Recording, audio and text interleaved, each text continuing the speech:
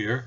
Today I'm going to be talking about the Dag Rune, just a little something brief. And one of the interesting things of the Dag Rune is it seems to be one thing composed of opposites. And right superficially you see day and night.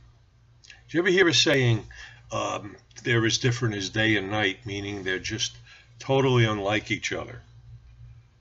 Well, on some deep level in our language sometimes comes these little phrases that allude to the principle underlying our runes. Because our runic principles, we call them runic principles, but these are principles that are found throughout life. We're not the only ones to have found them. We're certainly not the only ones who feel them. So when we hear sayings, sometimes it's good to listen. For instance, I've often said any words with the element that says press, like suppress, repress, compress, often partake of the Naud rune. And remember, these runes aren't, principles underlying the runes aren't restricted to one culture or one nation. These are found throughout the universe in different levels to different degrees.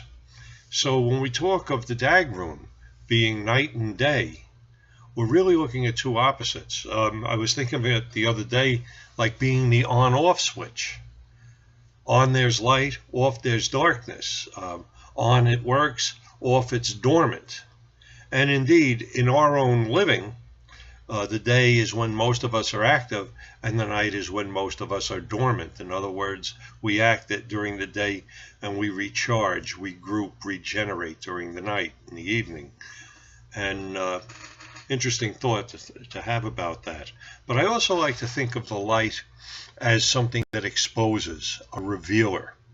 Unlike the Ken rune, the Dag Rune just brightens everything within its purview.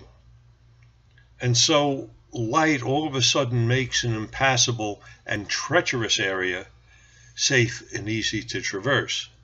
Just like darkness takes what had been safe and comfortable to walk through or drive through, and all of a sudden makes it treacherous. So between those two, we find a unifying principle. The exposer, the concealer.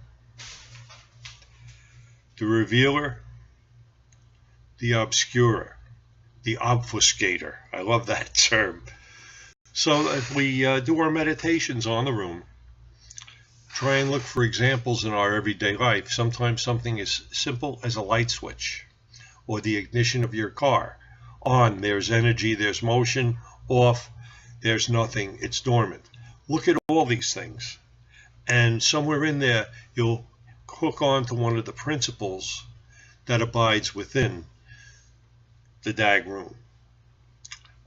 This is a short talk. There's not a lot to say about it. The principle is very simple but very profound.